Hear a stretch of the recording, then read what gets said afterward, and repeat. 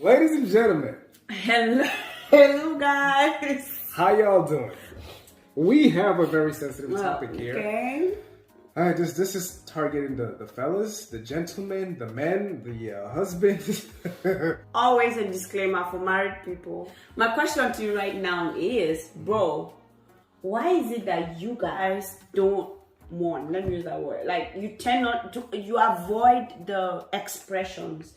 You want to, that, it's like there's a way men should be. So only women are doing the sounds and again, I'm not saying that the sound is okay for women, no. But that's my question.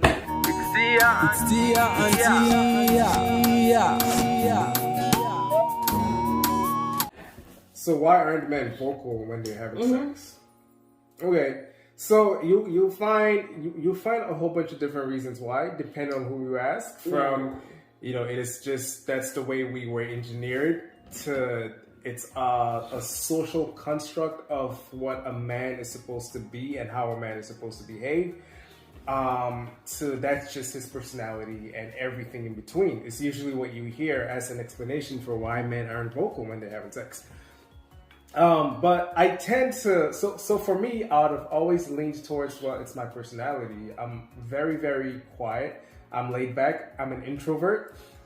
So it makes sense that even when it comes to sex, I would be the same way. You're an introvert. Right? Any cool introvert, be introvert in your actions, please. But then it doesn't really make any sense when you think about it, because if you're an introvert, then all aspects of your life, especially of my life and things that cause me excitement, I should be the same, monotone, mellow, just this level, right? But there's certain things that would have me screaming like a little baby, right? If I saw an exotic car zooming past, right? If I was watching sports, right? And my team won the game or somebody hit a last second jumper, I'm up and screaming and shouting, right? And that's the same thing with every man. So I always ask men this, like, well, if your excuse is that it's your personality or whatever it is that you're an introvert, then are you also that chill and mellow and non-verbal and non-vocal when your favorite athletic team or player wins the game? Or if you win the lottery, right? Are you just like, yeah? Not only yeah, like, like anything that has your emotion or has your body and your mind at a state of just like altered excitement. If the pitch of your voice changes, if your heart rate changes, or whatever it is, then you really have no excuse why that cannot apply to also the bedroom. That is thing number one. Thing number two is, let's even say legit, right? Again, yes, it actually is. It could be scientifically proven that it's my personality that is the reason that I am non-verbal when we're having sex.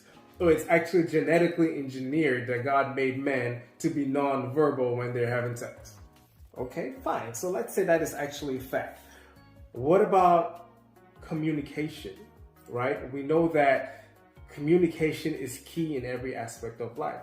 So that also applies to sex, right? So even if I am naturally not a vocal person when it comes to sex, the fact that I know that you love to know what's going on with me, you want to know how you are doing, you want to know what it is that you can do more of or less of, means that obviously I have to communicate. And it's not going to be like, excuse me, can you please, like, no, right? Because again, that kills the mood, right? It's not just about communication, it's about how you communicate. So therefore, I have to bring my communication skills, my vocal skills, my verbal skills up to at least close to what yours is, because that just makes for a better sexual experience for the both of us. So there's really no excuse when you think about it, whatever side of the excuse you want to pick. It is naturally, genetically engineered that way, or it is my personality, or it is society that has made men to be this way when it comes to sex. The fact that it is about sex is communication. And if I'm not communicating to you, because moaning is not enough. Moaning is not. It's like, hey babe, how's your day? How you doing? Everything. Yes. Like good, that doesn't good. work. So it took me time, and I'm still not there, but I think I'm making strides. Yes. But yeah, there's really no excuse at the end of the day. So my question to you now is, why were you in that space before? Why? You know how, like, for example, like if you grow up with a certain amount, like with a certain demographic of people, you would tend to do or like the same things, right? So if you grow up in certain parts of the country, you might be more into rock music, you might be more into baseball, and in certain parts you might be more into rap and hip hop, you might be more into basketball, right? So that's the same type of thing. So my environment also helped to shape how I communicated sexually. So why have you changed over time? Is it that you just thought that communication is good, or what? Well, I think the biggest thing was the fact that if I want to actually have an awesome sexual experience with my wife, then I need to do everything in the realm of sexuality to make sure that we are maximizing our sexual experience. And communication is one of the main things. So if I want to have a better sexual experience with you, then I need to step my game up in how I vocalize or verbalize things when we are. I'm surprised you didn't give me the credit. I'm getting there. Hurry up. I'm getting there. And then obviously you, time and time again, would ask and just you let me, why aren't you being vocal? You've said that many times, and I honestly can't remember most of the answers that I gave you, but I might have dismissed it the first 1 or 2 times, but after that it stuck in my head, and then bit by bit I started opening up a little bit. You know, it's not something that happens overnight, but you definitely played a huge factor. If not for you, actually, I probably wouldn't be here in terms of that. Let me say this. Definitely brought it up time and time and time again, which is very, very good. And I think that is something that I would encourage every wife to do to her husband, with her husband. That's what I wanted to actually say. Like, honestly, we women sometimes promote things that don't help us. We tolerate things that may not be something that the man knows, but it's like, okay, this is what men do. It's okay to mourn. It's okay to let go. It's okay to let loose of yourself. Be yourself. It's okay to enjoy this moment and stop that ego. Take off that ego, bro. Take it off. And who would help? Is your wife. Wives, help them. Tell them, I want to hear you, baby. I want to hear you. I want to hear you say it. Oh yeah, say what you're feeling. I want to hear it. Number one, let me tell you why it is okay to hear, unless you don't like to hear it. That's good for you. When you're doing something good and you hear it, you keep that thing. Now, let me tell you one sign. If the thing I'm not liking, I don't make any sound. That is a communication skill. Now, if he is enjoying something and reach a place, wherever location it is, and he just liked it, there's a sound. Now I keep that in my head, that place might be a place that is good for him. Now, if I go back again another day and I see that he repeats another sound, that place is a spot for me.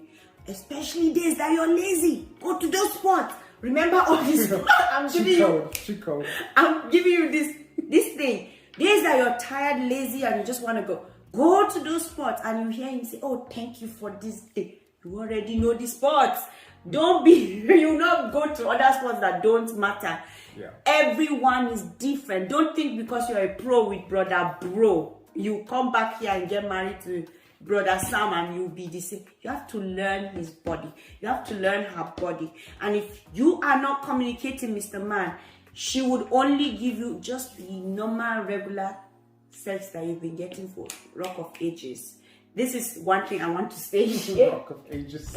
No, for real, because most of us run away from talking, but the moment you make that sound, I notice, okay, he loves it. Let me be very nice. He loves his ears being touched. But some men don't like it. You'll be there, the rubbing ear every day you go because he saw it in a movie. And he doesn't like it.